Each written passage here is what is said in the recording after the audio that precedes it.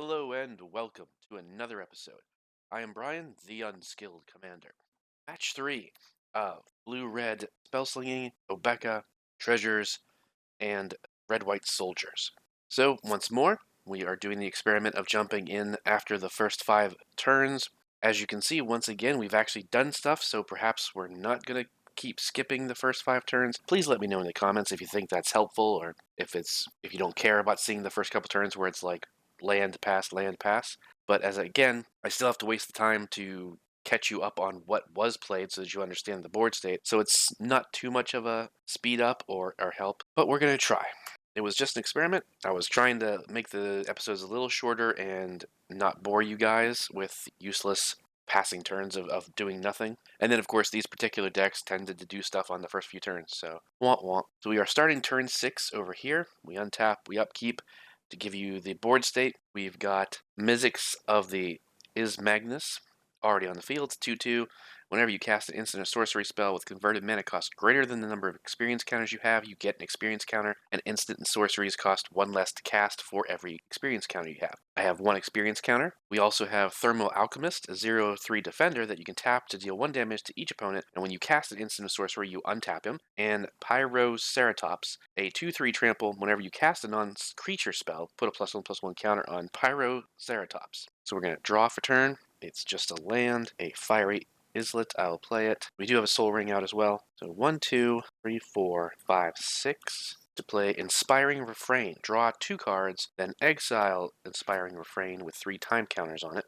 And so at each upkeep, it will remove a time counter. When the last time counter is removed, plays again. Alright, another land and a decent card, but obviously we only have 2 mana open to play things, so that wasn't going to do much. Although, hang on, sorry. We cast a sorcery spell. So, sorry, once again, I'm still getting the hang of the triggers. So what I should have done, rather, is I should have tapped Thermal Alchemist. Okay, so, sorry, I forgot to put the life counters out. And so we have had quite a bit of damage go around, too. These 2 characters are at 32 life. These ones are both at 36, amusingly enough. Obeka has been swinging, and then, of course, we have done some pinging with the Thermal Alchemist and some other stuff. So, we tap Thermal Alchemist to deal 1 damage to each opponent. Then we cast Inspiring Refrain, draw the 2 cards, which untaps Thermal Alchemist, and we also put a counter on the Ceratops. Then we can tap Thermal Alchemist again to do it again. As you can see, this is what we've been doing for 2 damage per turn. Only a couple times. Actually, only 1 time, really. There are some stuff that's exiled because of 1 upkeep ability was exiling stuff. So yeah, we've done that a few times with Thermal Alchemist, so it's putting in work. And this deck still isn't super powerful and fast, but it's doing what I want. It's just not quite doing it as fast as I'd like to see, so I'm pleased with it. The original construction, we'll just need to tweak it over time, and it could be a really fun deck to be in my normal roster. So I have a 4/5 with Trample, and Obeka is doing some crazy stuff as usual, so we're going to swing that 4 at you, hit you down to 30 as well. This was definitely higher than 1, and actually it did cost 1 less. So this will go up, and so now instant sorceries cost 2 less, and we have, so theoretically we could cast a instant that is 5 if we had such. But what I am going to do is I'm going to play tap a blue, cost 2 less, for Supreme Will, choosing look at the top 4 cards of your library, put 1 of them into your hand, the rest in the bottom in any order. It's a 3-drop, so that will tick up another experience counter, that will untap Thermal Alchemist, and that will give the Ceratops another counter. Look at the top 4, 1 in my hand, the rest in the bottom in any order. And then I'll tap Thermal Alchemist 1 more time. So you can see how that's a decent card in a spell slinging deck where you're casting a lot of instants and sorceries. It seems like, it's just a little 0/3 defender that hits everybody for 1, but it's hitting everybody, all your opponents, for 1. And again, because it costs less, I could theoretically still cast something that was 5 mana or less. That is an instant and sorcery, but I don't really have the options right now. So we're going to go ahead and pass turn. Now over here is where things get crazy because Obeka had a decent beginning. So we're going to untap. We do have 2 upkeep triggers. So Obeka is a 2/5 with Menace, and whenever she deals combat damage to a player, you get that many additional upkeep steps after that phase. And we were able to equip her with both the Ring of Evos Isle and the Ring of Valkus. So Evos Isle says at the beginning of your upkeep, put a +1/+1 counter on a quick creature if it's blue. Ring of Valkus says the same thing if it's red, and they have additional abilities where the Valkus gives the equipped creature haste, and Avos gives it you can pay 2 and equip creature gains hexproof until end of turn. So what that means is on upkeep, she's going to get 2 counters, putting her at 10 counters and making her at 12. And then we also have Bonner's Ornament, Thought Vessel, and more importantly, Gravestorm. At the beginning of your upkeep, target opponent may remove a card in his or her library from the game. If that player doesn't, you may draw a card. So I will target Vihan because he has nothing in his graveyard, so he can't, so I get to draw a card at upkeep, and then I move to my draw step and draw an actual card. We've got way too many lands in my hand. Like, literally, I have 1, 2, 3, 4, 5 lands in my hand, plus like 3 other cards. Because we've been using Gravestorm's been allowing us to draw a lot, and we don't have, so we will have to discard because we don't have any kind of, oh, I do. I have Thought Vessel, so no maximum hand size, that's why. Alright, I'm going to tap 2 to play Trailblazer Boots, one of the best cards, one of the best equipments there is. I'll tap 2 mana to equip it. So Trailblazer Boots just says equipped creature has non-basic land walk. So they have a non-basics, they have non-basics, everybody has non-basics. Even monocolored decks tend to have non-basics like Rogue's Passage or Reliquary Tower or something. They might not have very many of them, so you might get to the point where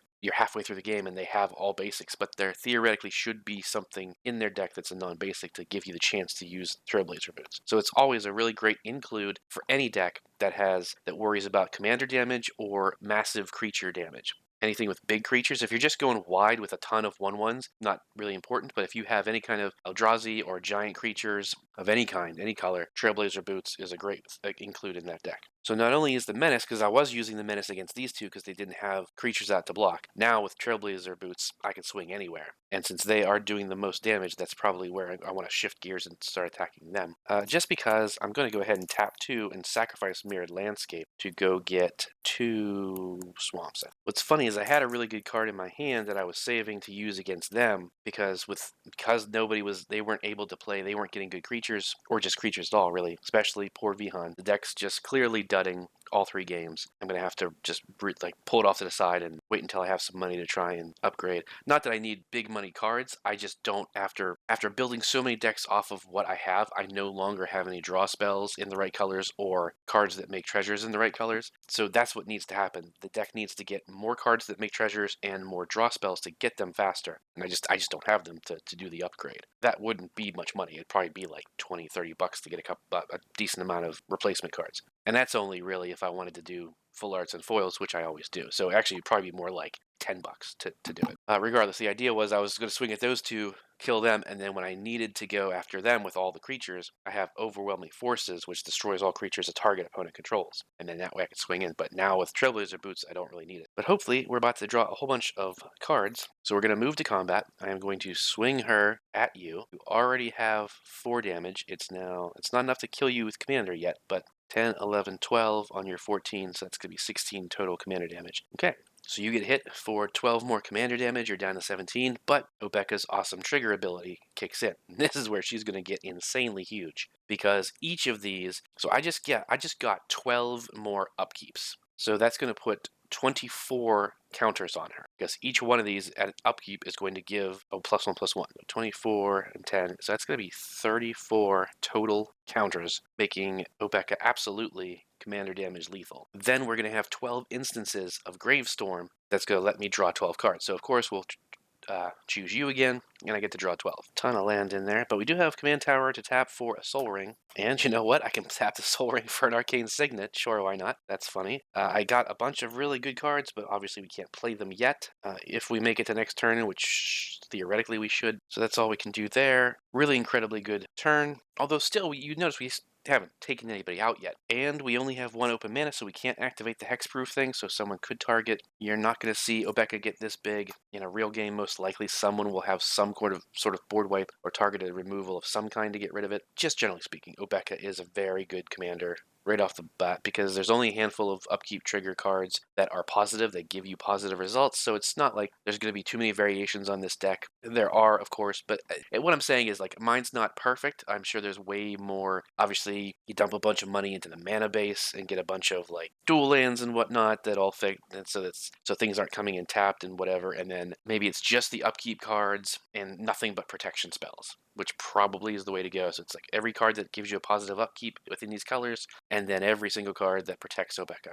I get that. There should be, I don't know that I have Swiftfoot Boots or Lightning Greaves in here simply because I didn't have extra copies. Of course, those should be in here, along with anything that allows her to be unblockable. So there's ways to upgrade this further than I have it, but I think it's pretty fun right now. I'd like to see how she plays out against real opponents besides my own decks, and these are all relatively new decks, so they're not going to be super interactive. But anyway, we're going to pass turn. Untap, upkeep, draw. Yeah, screwed. Because the reason why we're screwed over here with Vihan is because we have not gotten any swamps. And I have a tainted field, but you can't tap it for white or black unless you already have a swamp. So I can't play any of the cards in my hand that are black, most of them are, and I can't play Vihan because he is black in his color scheme. I played Mondrake Glory Dominus, so if I make a token, I make twice that many, but I'm not able to make any token. So it's very much just meh. There's really not even anything to do. So I'll pass. I mean, yeah, I could. Well, that's true. I guess we'll just swing for the sake of swinging. 1, 2, 3, 4. Because it doesn't matter. With Menace and Unblockable, Obeka can get through if they want. So leaving that up is irrelevant. We might as well do a little damage before we die type thing. So then we pass to this turn. Untap, upkeep, draw. So we'll go ahead and tap 3 to play the sorcery Angelfire Ignition, targeting Baird. Put 2 +1/+1 counters on it, and it gains Vigilance, Trample, Lifelink, Indestructible, and Haste until end of turn. And the card does have Flashback. So we'll swing it at you for commander damage. We'll gain 4 life, which is nice. And it had Vigilance, so it doesn't. Over here we have Intangible Virtue, which gives creature tokens +1/+1 and Vigilance. We have the Idol of Oblivion. You can tap to draw a card, activate only if you created a token this turn. And then Nor's Wellspring. Whenever a creature you control dies, scry 1 and put an oil counter on it, and you can pay 1 and tap it to remove 2 oil counters to draw a card. So good card draw, but we're not making, as we've seen in the last games, we're not making a ton of tokens or creatures at all. I'll go ahead and tap 2 for Swiftfoot Boots over here. Tap 1 to equip it just because. Not that it's going to matter too much, but hey. Then now that Baird has power, toughness. So Baird says 2/2 at the beginning of your end step. If you control a creature with power greater than its base power, make a 1/1 white soldier creature token. So we will do that. We make a 1/1 soldier token, which now gets the buff from Intangible Virtue is a 2/2. And that's the beginning of your end step. So in response to that, we will tap Idol of Oblivion and draw a card because we just made a token. So you can see the synergy just wasn't fast enough to deal with Obeka. So then we pass over here to turn 7, untap, take a counter off of that, upkeep, draw for turn, play an island for turn. So 3 blue and then 3 red. Or Niv Mizzet Parnum, a 5/5 flyer that can't be countered. Whenever you draw a card, Niv Mizzet deals 1 damage to any target. Whenever a player casts an instant or sorcery, I draw a card. So it's any player casts one of those. I will tap Thermo Alchemist, of course, to deal 1 damage to each opponent. But unfortunately, I only have 3 mana. But actually, we can kind of do something with that. So why not? So what we're going to do is we're going to tap. So well, that's true. Oh, that's true. Hey, that's even better. I'm going to tap Fiery Islet, dealing a damage to myself in order to get a blue to play 3 steps ahead. 3 steps ahead costs a blue, and then depending on which thing you use, it costs more. I'm going to choose, the only one I will use off of the costing less is draw 2 cards, then discard a card. So first of all, I'm casting an instant and sorcery, so this untaps, and this gets a counter. Then I'm going to draw 2 cards. Well, first of all, also, I cast an instant sorcery, so I draw a card. Niv Mizzet is going to deal damage to you. Then I draw the 2 cards, and then Niv Mizzet is going to deal another 2 to you. I have 2 colorless mana, which unfortunately isn't enough to do anything. I played the land for turn already, because I drew the island and played that. Yep, drew into some decent stuff, but not the mana to play it. However, now is not the time to hold back. I will then tap this again, and then I will swing for the fences, but it's not going to be enough. 4, 5, 6, 7, 8. 8 damage to you. A solid hit, down to 8. I mean, we have Obeka on the ropes. It's just we're not going to be able to finish it. That's really all we can do. We're going to go ahead and pass turn. So we untap over here. Upkeep trigger. She's going to get 2 more counters. Insane. And then we're going to point at you. I'm going to draw 2 more cards because you can't do the thing. Julie, do the thing. Untap all of these nice mana rocks. I got a ton of land. We'll play Ferris Lake. You pay 1 and tap it to add blue and red, so we'll just put this island under it, so now it taps for those 2. So first, we're going to tap Mountain to play Dragon Master Outcast. We saw that in the first game. 1, 2, 3, 4, 5, 6, 7, 8 technically. So it's definitely online, 6 or more lands for when we go smacking. And then 2 swamps. Then we'll tap these for 2 more, and 1 final swamp, why not, to make 5 for Palace Siege. Enchantment. As a battlefield, choose cons or dragons. I'm going to choose dragons. At the beginning of your upkeep, each opponent loses 2 life and you gain 2 life. And unfortunately, that's going to be it, because what we're going to do. Yeah, that's it. That's clearly, that is actually it. Because we move to combat, we swing a 38-38, or actually 38-40 or something like that, Obeka at you because you have 35 life. It literally just kills you. Then we take 38 upkeep triggers, which makes 38 5/5 red dragons. Puts just an insane amount of counters on her, and everybody takes 38 times 2 damage, and I gain 38 times 2 life, so that would be game. Insane. You can see how amazing Obeka is, and those rings are definitely keys. Those are valuable. There's 3 of them. I believe there's a key for each color, but obviously Becca's 3 colors, so I have the red, the white, and the black one in the deck. But yep, there you go, kaboosh. Everybody is gone in one fell swoop from upkeep triggers that just go on for days. I believe that is the second win for Obeka. But what do you think? You think Obeka's too overpowered? Is she something you would hate to go against every time you see her in a pod? You think, Obeka. And I fear that that's what she is. Here's the thing. In terms of the Magic community that I follow on Twitter and watching my friends talk about it, I haven't really seen anybody talk about Obeka other than when she was spoiled months ago and then when the set came out. But no one's really talking about playing her. No one's saying, oh, I won again with Obeka, or oh, I lost to Obeka for the 5th time in a different pod. No one's saying those kind of things. So maybe because she's so broken, nobody's even bothering. I don't know. I mean, obviously I like it because it's good, but it's just a fun concept that's why I liked it, not because, oh my god, this will win every game. It was just, oh, that's cool. Upkeep triggers. You don't think about upkeeps mattering. If it was extra combat steps, everybody would be like, well, yeah, of course, that's gold. I can take 5 extra upkeeps or 10 extra combats, 5 extra combats, 10 extra combats. Man, I'm winning the game on 1 turn, which is probably why they didn't do that, obviously. And the other Obeka, the first one, deals with end step triggers, or deals with stopping the end step, sort of. It's the whole thing. And I was tempted to try and put her in this deck and try and figure out a way to utilize both, but I don't think it would be, I think it would be very, very bad, the deck. I think because by trying to split the focus that way, it just wouldn't do anything. You'd always end up getting 1 or 2 cards per thing, and they wouldn't synergize, right? So you kind of have to focus. But anyway, I want to play it against real people a couple times, see the reaction, see if it does this well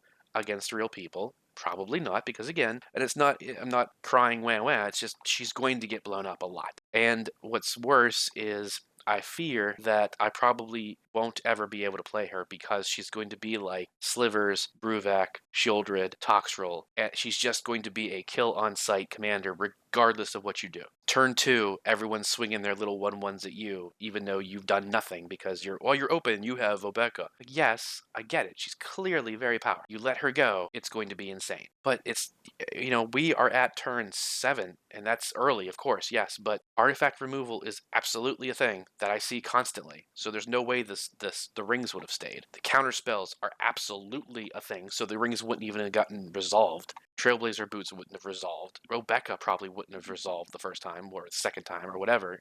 So there's other ways to do it than just, kill that person first by turn 6, and then the rest of the table goes and plays for another 45 minutes. Like, that's not fun. That's not fair.